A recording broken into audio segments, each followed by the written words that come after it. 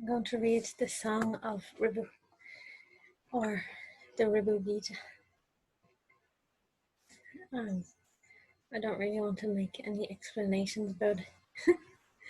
And I don't even know what to say if I was to say anything, but it's just, it comes from the Vedas, I suppose, and I came across it maybe through Muji mentioning it, and I have a copy, and when I read it I just feel so joyful. I feel like it goes in verses, each verse is a few lines, and already after reading maybe one or two verses, it already feels like it's starting to impart what it's talking about. And it just really brings you into a different state. But apart from that, it's not that I don't feel that we should be looking for a different state or anything. But just that it describes and points and shows and reminds us of our true nature. And that's it. So I'm going to start at chapter 1. I was going to start at the last chapter, chapter 44, because I just feel like it's so joyful, and even though the very beginning is joyful, I feel like it gets more more joyful as it goes on. So I was going to start at the end and go backwards, but I decided to start at the beginning instead. Okay, so this is chapter 1.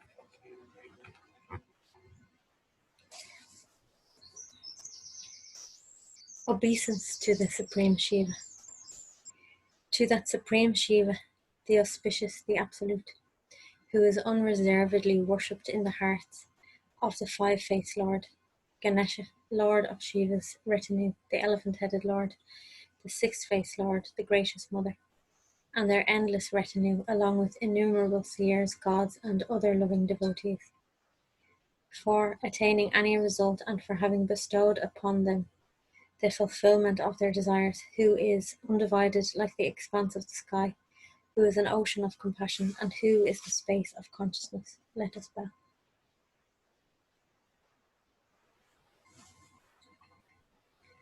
So this is Ribhu speaking, and he's speaking to, you could call him a disciple, Nidanga, and he's telling him what Shiva told him. So that first part is, and maybe there's a few parts, he's just given reverence to Shiva. He pointed the way to him, and really he points the way to all of us. Natasa, obeisance to Natasa, the Lord of the dance. We ever cherish in our hearts this pure ethereal consciousness, which, in conjunction with its free Shakti, emanates as the supreme power, as the supreme truth, in its compassion for the welfare of its devotees, and which is in a constant state of joyous dance, that enables all to realize the wonder of the experience of non-dual bliss. May we have the protection of that form, the left side of which is the Mother, of the entire universe that exists, the right side of which is the Father, of the entire universe that exists, the sound from the anklets of the feet of which is the origin of any kind of knowledge, and by the three eyes of which everything manifests itself. Obeisance to Shiva and others.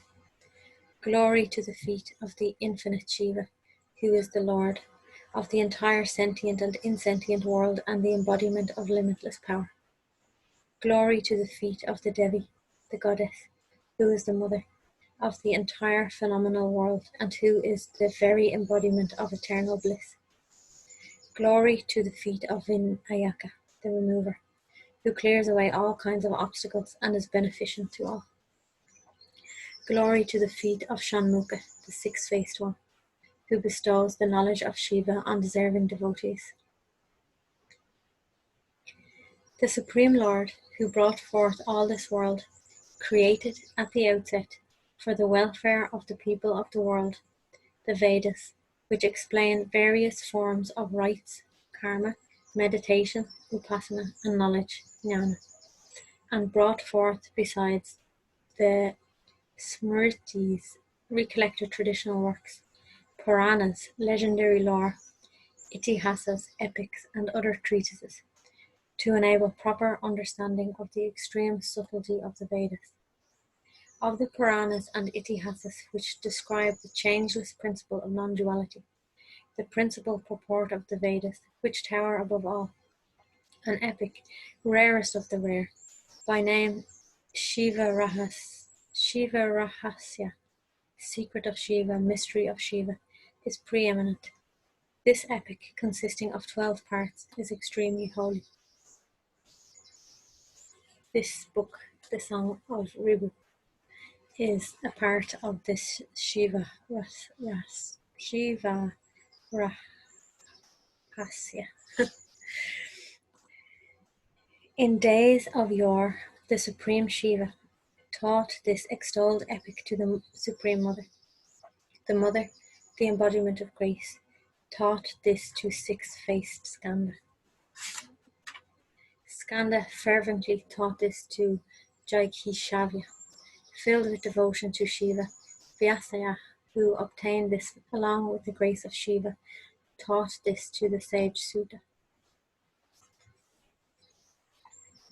Sage Suta taught this subtle treatise to other great sages. Being communicated thus, this exalted work started spreading around the world. Once upon a time, the peerless Shiva communicated exclusively to Ribhu the intensely wondrous part 6 of these 12 parts of Shiva Rahasya. The number of chapters in this part, the rarest of the rare, is 50. Since 44 of these chapters have, as a gracious gift from the Supreme Shiva, been clearly expounded by sage Ribhu to Nadaga and other sages of the world, these chapters have been called here the Exalted Ribhu Gita. I am setting out in Tamil verse this Gita. This is a translation of the Tamil edition. There's also a Sanskrit edition of it. Propounded by the Lord in Sanskrit, the core 44 chapters of part 6, exclusive of the first 3 chapters and the last 3 chapters, for the appreciation of those who are eager for liberation. How wondrous is the way the God who appears as an elephant and activates everything has activated my mind to apply myself to arranging this work, the rarest of rare, when I had been indolent, thinking that it is inappropriate for ignorant me to venture with my witless words, to interpret correctly this tome in the Sanskrit tongue, the direct voice of the Supreme Lord, the crest jewel of omniscience. May men of good will encourage the endeavour set out in my words, which have no freedom of their own, but function at the command of the Supreme Shiva, the witness of all sentient and insentient entities, and that which fills the inner beings of all, and with forbearance for the faults and forgiving all mistakes, seek only the substance of this exalted treatise.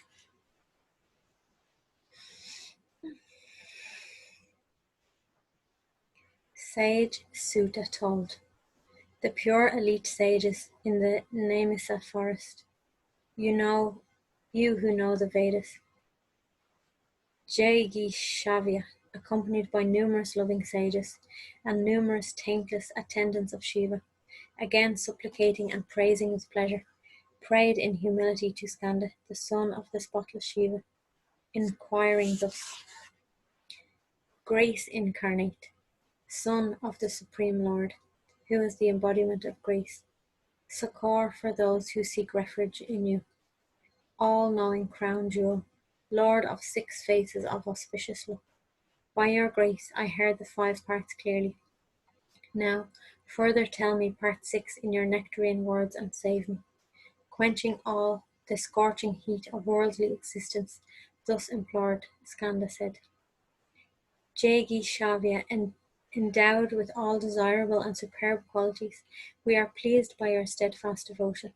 We shall expound to you for the good of all the ocean of knowledge of non-duality, which was previously personally taught to the spotless sage Ribhu on the peerless Mount Kailasha by the suzerain of the sentient and the insentient world, the Supreme Lord himself, for the welfare of the world.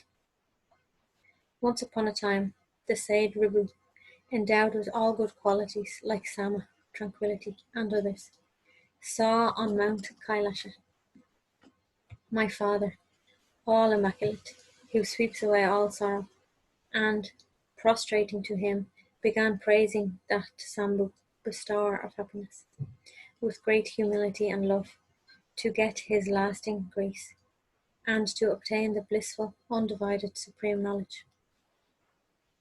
After praising him, Ribhu addressed the Supreme Shiva thus: Excellent and perfect Guru, out of your compassion, be gracious enough to instruct me now in the knowledge of pure non-duality, which will lift this sense of duality that clouds my vision today, and thereby also enable all to attain their highest good. So be it, said Shankara, beneficent one.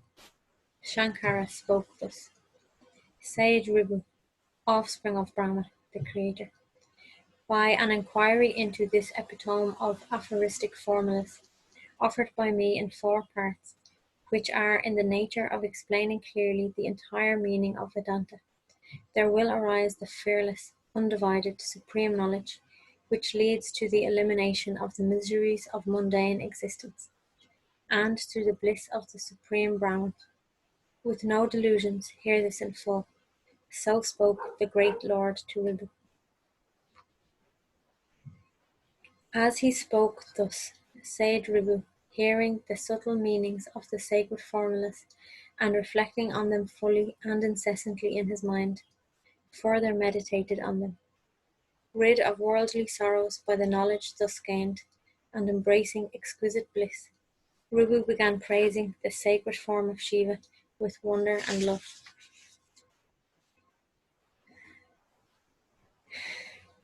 Glory to Shiva, the embodiment of grace that protects me. Glory to Shiva, the mass of bliss. Glory to Shiva, totally devoid of attributes. Glory to Shiva, beneficent to all. Glory to the Supreme Shiva, the spotless. Glory to the Supreme Shiva, the all-pervasive. Glory to the Supreme Shiva, the one and non-dual.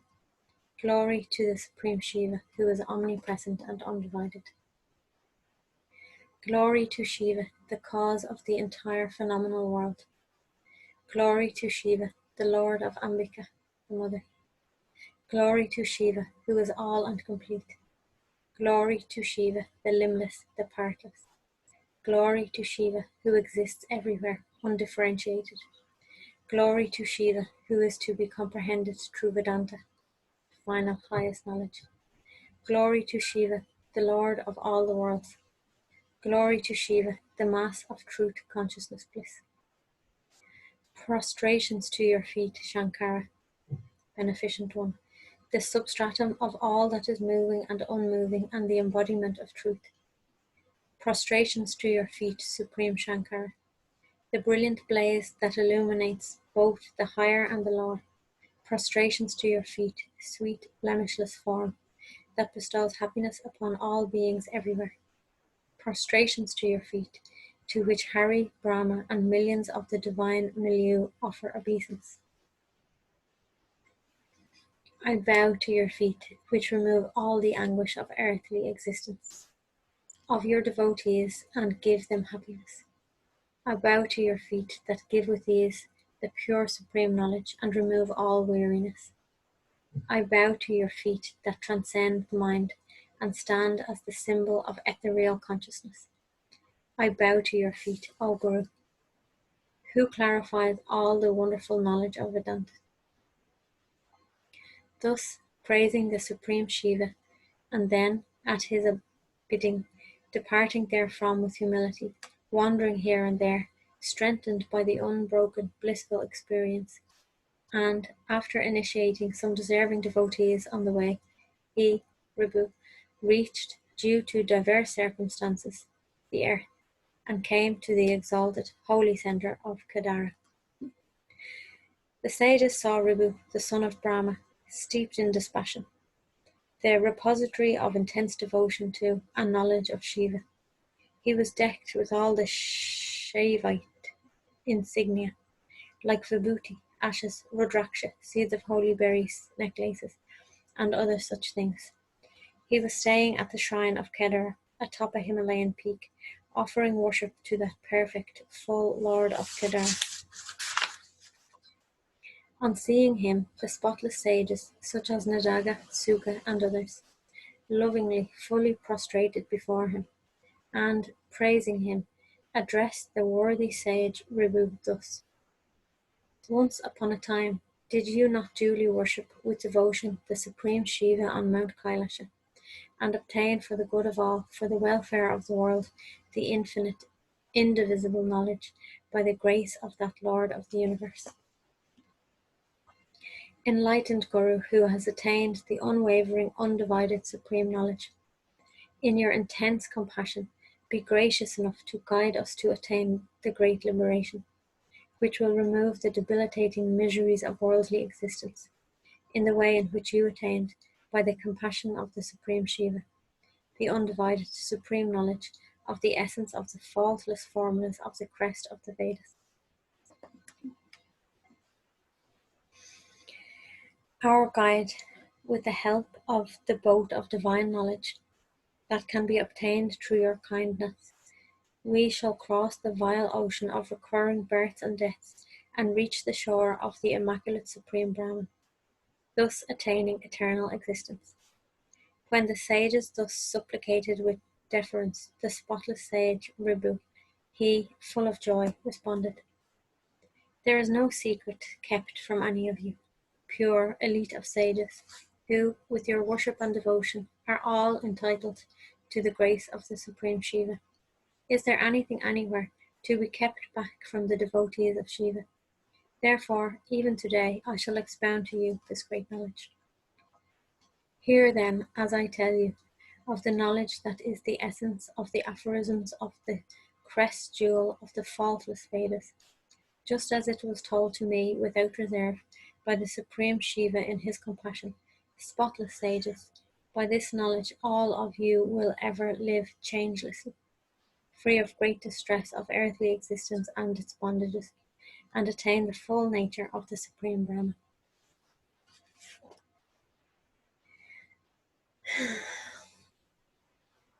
Thus, generally addressing Nadaga, Suka, and other sages, with Nadaga as the foremost, and lovingly bowing to Mahadeva, Shiva, great God, with the three instruments of action, body, speech, and mind, the gracious, great sage Ribhu began clearly imparting to them the undivided supreme knowledge of Shiva, which frees one from bondage. The spouse of Uma, the supreme Shiva, who is the full infinite expanse of consciousness, is both the material and instrumental cause of the creation of the earth and other worlds. The one who combines the worlds, gives them a reality and illumines them, and suffuses with joy these sapless entities, is also Sambhu, bestower of happiness, the mass of truth, consciousness, bliss. As the supreme Shiva, of the very nature of grace, is established as the support of all endless power, there is nothing equal or superior to that Lord, the cause of all the world. So, he is proclaimed as the instrumental and material cause. There is no other cause greater than the Lord Ishvara at any time, anywhere. May that blemishless reality, the mass of consciousness bliss, emerging as the divine auspicious form, by its supreme power which is filled with consciousness, given to its sports, such as the destruction of Tripuras, the three cities or triad of bodies, removing all difficulties for its devotees, and granting them beneficent enjoyment and liberation. May that reality, the Supreme Lord, protect us all by its grace forever. Defining the Self, Atma. Nadaga, You who possess all attainments, so that all may understand, I shall now briefly tell you the ascertainment of the self, as expounded by the Supreme Ishvara, the Lord of all the world, in his intense compassion. Those who listen and learn faultlessly well this teaching that is extremely secret will forever attain the nature of the Supreme Brahman.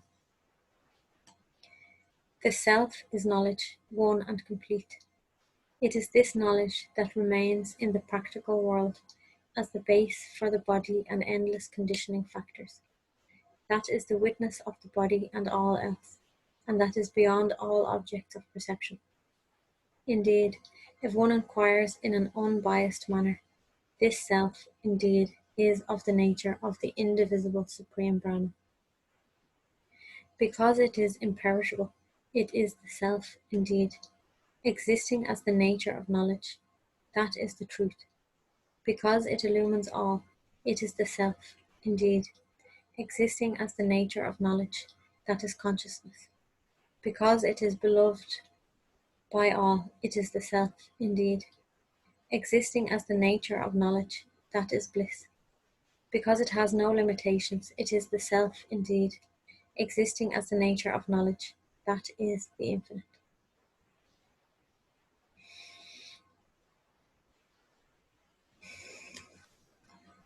Brahman, indeed, is of the nature of the knowledge of the non-dual. It is the base of everything. It is beyond all duality, and stands forth as the one whole, eternal, attributeless, unsullied, stainless. Its nature is of non-action, ever peaceful, and the mass of truth, consciousness, bliss. It is ever the self of all. Just as the one expanse of space, being conditioned by the pot and by the outside, is considered by the world as two spaces, pot space and outside space. The one reality, which is of the nature of one knowledge, because of conditioning by unreal ignorance and others, appears in a dual aspect as self and Brahman. Just as the pot space and the outside space are one, indeed, when conditionings like the pot are negated, so also if the conditionings like nescience and others are negated, the pure self and the Supreme Brahman are one. All the aspirants for liberation should unimpededly realize the great identity of the self and the Supreme, by Vedantic inquiry, eliminating, through a process of negation, all conditionings that produce a sense of duality.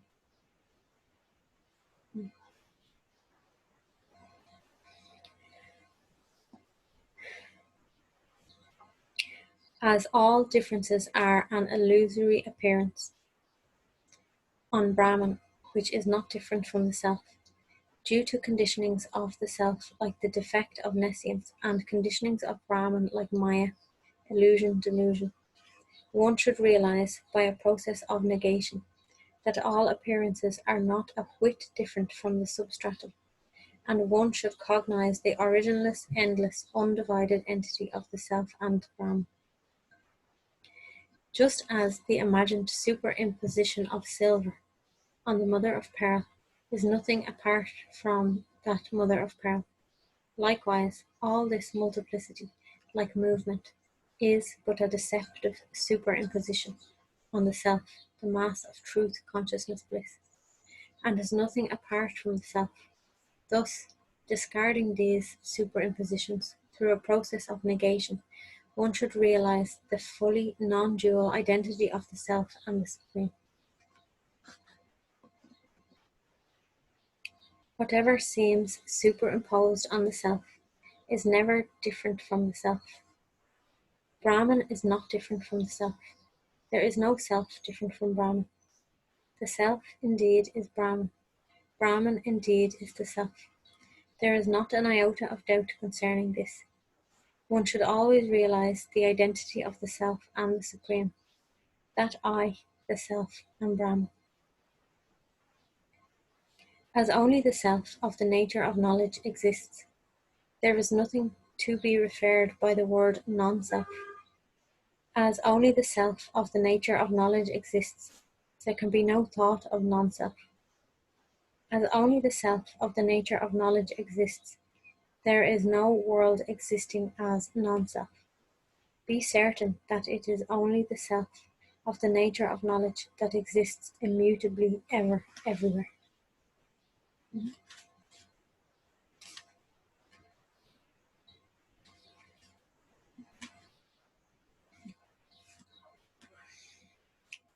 As only the self of the nature of knowledge exists, there is no nescience or delusion separate from it. As only the self of the nature of knowledge exists, there is no sankalpa, concept or volition, or vikalpa, indecision, differentiation, separate from it. As only the self of the nature of knowledge exists, there is not a trace of any nature separate from it.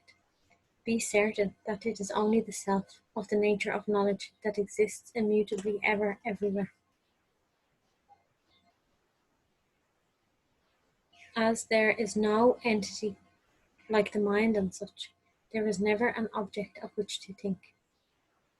As truly there is no body and such, there is never any senility or death. As there are no limbs like hands, there is no activity like taking and giving and such. Be certain that it is only the self, eternally of the nature of knowledge, that exists changelessly. As there is no creator, said to be the cause of the spreading universe, there are no worlds with picturesque variety.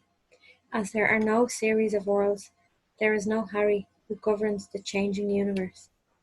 As there are no creations, movable or immovable, there is no Hara, the destroyer of the universe. Be certain that it is only the self, the ever perfect fullness, that exists changelessly. As there are no alphabets beginning with A, there is no language to converse with these. As there is no honored guru, there is no enlightened disciple. As no variety of texts exist, there are no injunctions or prohibitions. Be certain that it is only the self of the nature of undiminishing knowledge that ever exists. As there is no individuality, duality there is none. As there is no duality, individuality there is none. As there is no afflicting fear, fearlessness there is none. As there is no compound word as fearlessness, fear there is none. As there is nothing to be categorized as good, evil there is none. As there is no evil, good there is none. Be certain that it is only the self, ever of the nature of knowledge that ever exists.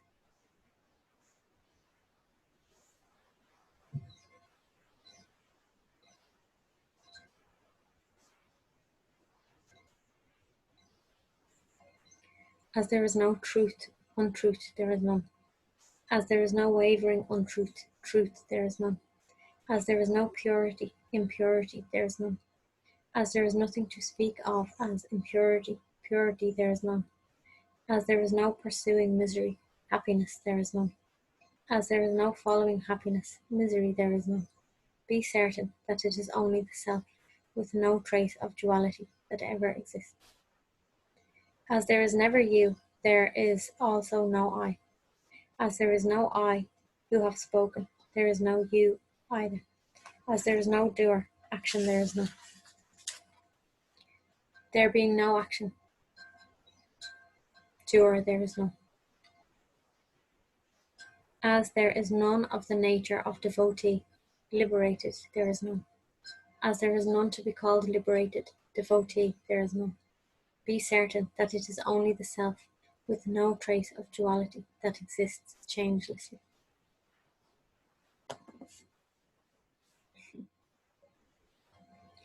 As there is nothing of the nature of birth, death there is none. As there is nothing of the nature of death, birth there is none. As there is nothing that is of the nature that is separate, there is no I. As there is nothing of the nature of I, there is nothing separate. As there is nothing of the nature of mind, delusion there is none. As there is nothing of the nature of delusion, mind there is none. Be certain that it is only the self, perfectly full as the mass of knowledge that exists changelessly. As there is nothing of the nature of end, beginning there is none. As there is nothing of the nature of beginning, end there is none.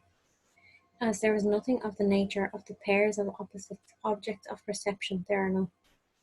As there is nothing of the nature of objects of perception, opposing pairs, there are none. As there is nothing of the nature of bondage, liberation, there is none. As there is nothing of the nature of liberation, bondage, there is none. Be certain that it is only the self, ever of the nature of consciousness, that exists changelessly. As there is nothing that can be spoken of as the effect, there is no cause that can be ascribed. As there exists nothing manifest as the seen, there is no seer to see. As there is no variety of duality of any kind, there is no changeless non-duality. Be certain that it is only the self, the all complete, that is imperishable. As there is no object that is internal, there is no object to be spoken of as external. As there is nothing that is to be called all, there is nothing to be described as a little part. As there is nothing that is not vibrant, there is nothing that is static. Be certain that it is only the self, the all-pervasive mass of consciousness, that is without any defect. There is nothing to be pointed out as this or that, and nothing to be described as non-existent or existent. There is nothing that proves itself permanent. There are no examples or similes. There are no entities that manifest themselves in their manifoldness. There are no such things as the wondrous world, jivas, individuals, and the Supreme. All this is ever the undivided Supreme Brahman. It is the unsullied Supreme Brahman, indeed, that is the Self. What appears as all is only Brahman. What appears as you is only Brahman. What appears as me is only Brahman. What appears as others is only Brahman. What appears faulty as the world is only Brahman. What appears as the Lord is only Brahman. Appearances of all kinds are only Brahman. It is the undivided Supreme Brahman that is the Self. The nature of the Self is a mass of truth, consciousness, bliss. The nature of the Self is a complete, full perfection, all. The nature of the Self is the eternal and the attributeless. The nature of the Self is partless and untainted. The nature of the Self is the pure space of consciousness. The nature of the Self is the subtlest of the subtle. The nature of the Self is the non-dual reality. The nature of the Self is one undivided essence.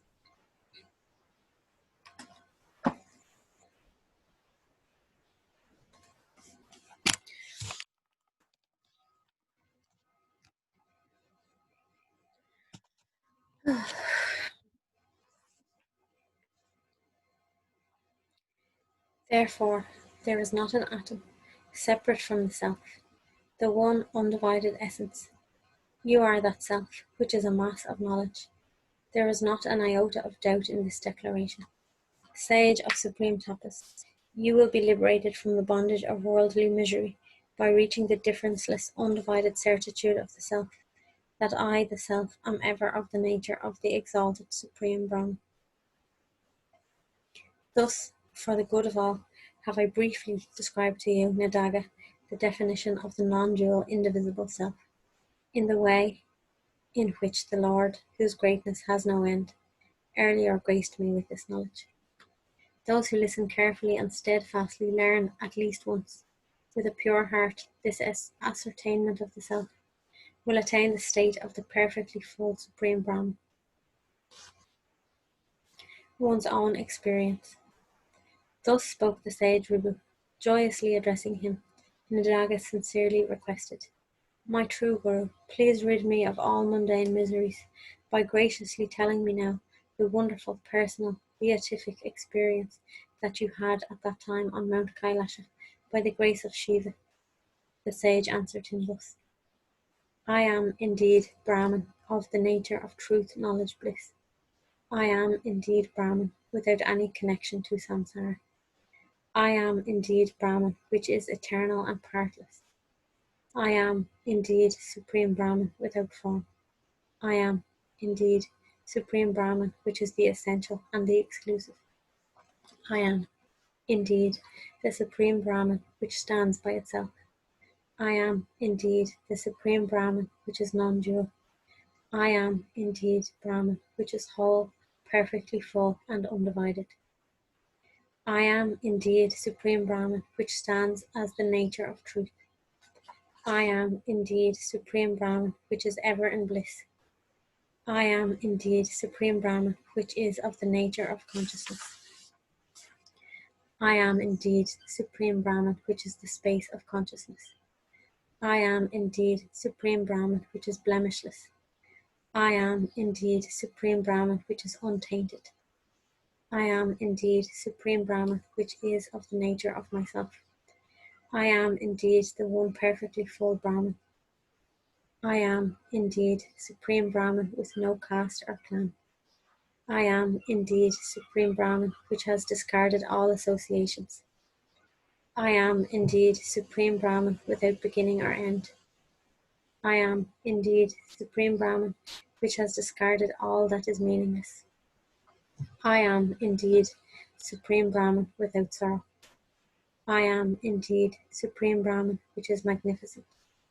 I am indeed Supreme Brahman devoid of differences. I am indeed Supreme Brahman devoid of attachments. I am indeed Brahman which cannot be indicated as this. I am indeed Brahman which cannot be indicated as I. I am indeed Brahman which cannot be pointed to as that. I am indeed Brahman which has nothing separate from itself. I am indeed Brahman which cannot be said to be rooted in anything. I am indeed Brahman which has no objects to see. I am indeed Brahman which is of the same nature all of the time. I am indeed the Supreme Brahman which stands immovable. I am indeed the Supreme Brahman which is absolutely eternal. I am indeed the Supreme Brahman which is absolutely pure. I am indeed the Supreme Brahman which is absolute knowledge. I am indeed the Supreme Brahman which is absolute liberation. I am indeed the Supreme Brahman which is absolutely blemishless. I am indeed the Supreme Brahman which is absolutely without connections. I am indeed the Supreme Brahman which is absolutely without movement. I am indeed the Supreme Brahman which is absolutely divisionless.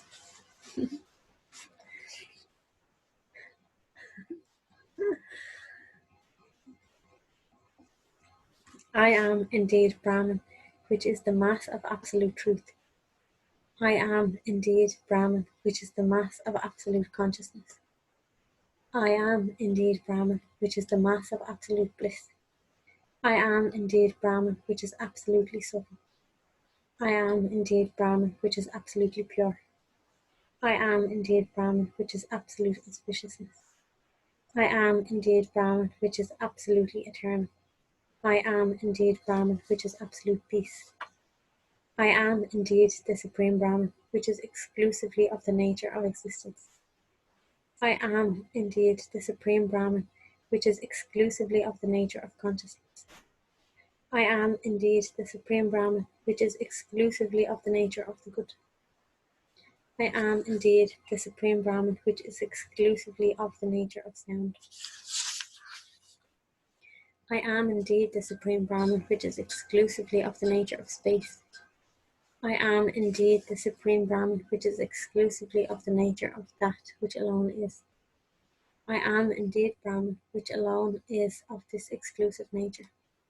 I am indeed the Supreme Brahman which is simple magnificence. I am indeed Brahman which does not change into parts. I am indeed Brahman which transcends all fragmentation. I am indeed Brahman which has not a speck of a mind.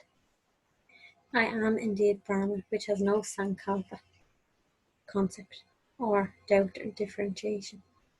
I am indeed Brahman without manifold names. I am indeed Brahman without any diversified forms. I am indeed the Immaculate Supreme Brahman, untouched by an ego.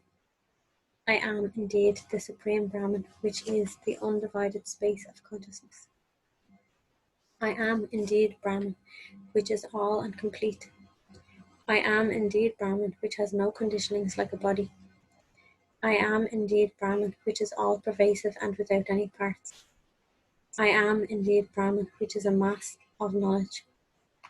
I am indeed the Supreme Brahman, which is the substratum of all. I am indeed the Supreme Brahman, which manifests as all. I am indeed Brahman, which is without any distinguishing characteristics. I am indeed the Supreme Brahman, which is undivided and devoid of all. I am indeed Brahman, without any differentiations as being, without any differentiation as beings. I am indeed Brahman, without any differentiation as such as multiplicity. I am indeed Brahman, without any differentiation or effect. I am indeed Brahman, without any differentiation such as all. I am indeed Brahman, without any differentiation such as the Vedas. I am indeed Brahman, without any differentiation such as Brahma, Creator, and others. I am indeed Brahman with no differentiation. I am indeed ever the one Supreme Brahman. I am indeed Brahman, which is of the nature of formless knowledge. I am indeed the Supreme Brahman, which is woven into everything. I am indeed Brahman, which is of the nature of knowledge without delusion. I am indeed the Supreme Brahman, devoid of liberation or its opposite. I am indeed Brahman of the nature of undivided knowledge. I am indeed the Supreme Brahman without limitations. I am indeed Brahman of the nature of knowledge without sorrow. I am indeed the Supreme Brahman, which is self-luminous. I am indeed the Supreme Brahman, which stands taintless. I am indeed the Supreme Brahman, which is actionless. I am indeed the Supreme Brahman of one nature. I am indeed Brahman beyond comprehension through anything. I am indeed the Supreme Brahman, which is one without a second.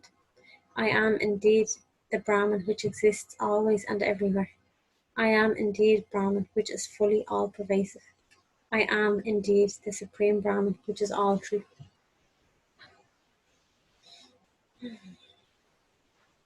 I am indeed Brahman, which is ever changeless. I am indeed Brahman, which has no trace of doubt. I am indeed Supreme Brahman, which is endless and infinite. I am indeed Brahman, without a trace of ego. I am indeed Supreme Brahman, which is pure and without connections. I am indeed Brahman, which is without a trace of happiness or unhappiness. I am indeed Brahman, which is transcendent and beyond attachments. I am indeed Brahman, which has no trace of worldly bondage.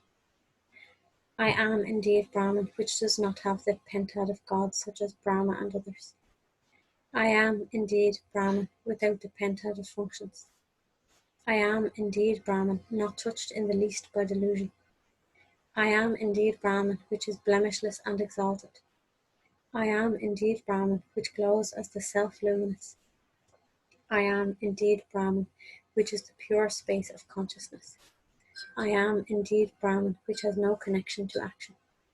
I am indeed the Supreme Brahman, which is only consciousness. I am indeed Brahman, without the taint of ignorance. I am indeed Brahman, which has no actions of that ignorance. I am indeed Brahman, without the 5 types of sheaths.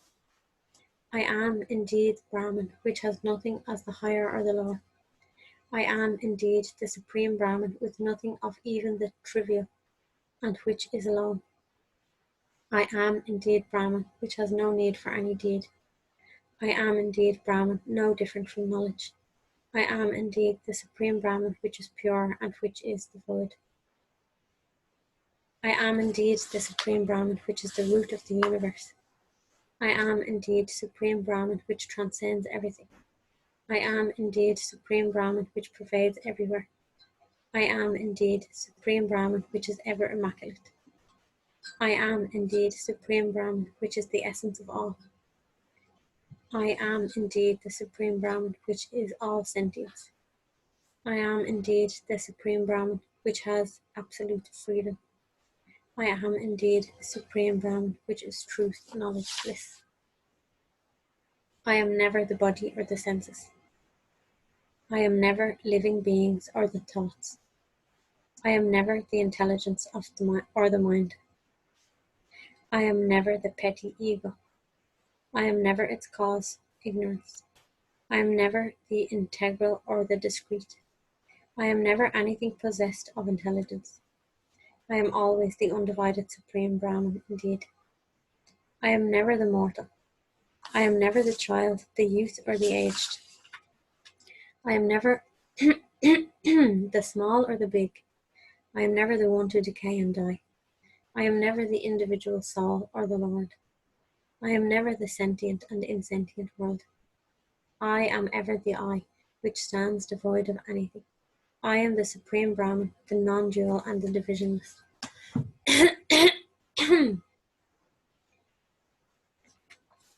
I am ever of the nature of Brahman, which is truth. I am ever of the nature of Brahman, which is consciousness. I am ever of the nature of Brahman, which is all good. I am ever of the nature of Brahman, which is that. I am ever of the nature of Brahman, which is pure. I am ever of the nature of Brahman, which is attributeless. I am ever of the nature of Brahman, which is motionless. I am ever of the nature of the Supreme Brahman, which is indivisible. O sage, what avails the description thereof in diverse ways? I am Brahman, Brahman is I, and I am all. This undivided supreme certitude, thus strengthened, is the permanent experience I have gained by the grace of the Supreme Shiva. There is no doubt about this, pure, noble self. This is the truth, I say, in the name of Shiva. Those who listen to this fitting exposition even once with attention and realize it will become the Supreme.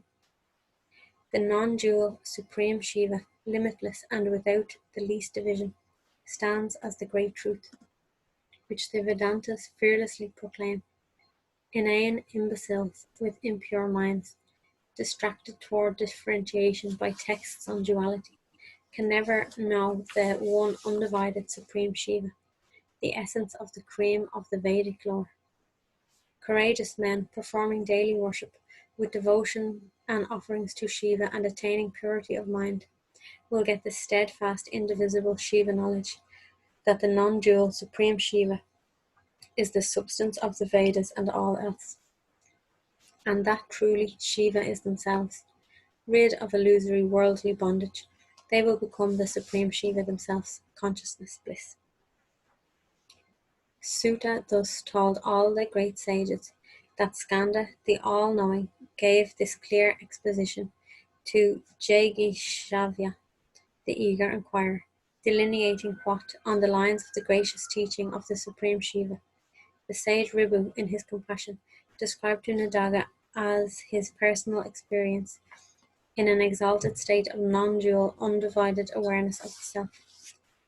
It is the limitless form of the God of gods in a state of joyous dance that discloses the definition of the all-embracing, perfectly full and undivided nature of the self, and depicts the awareness of the peerless Supreme, which exists as truth, consciousness, bliss. This being the I, which is the self, which is the Supreme.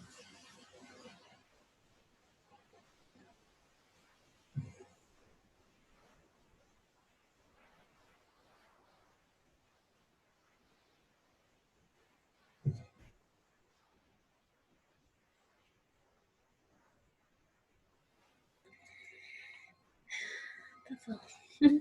Be blessed.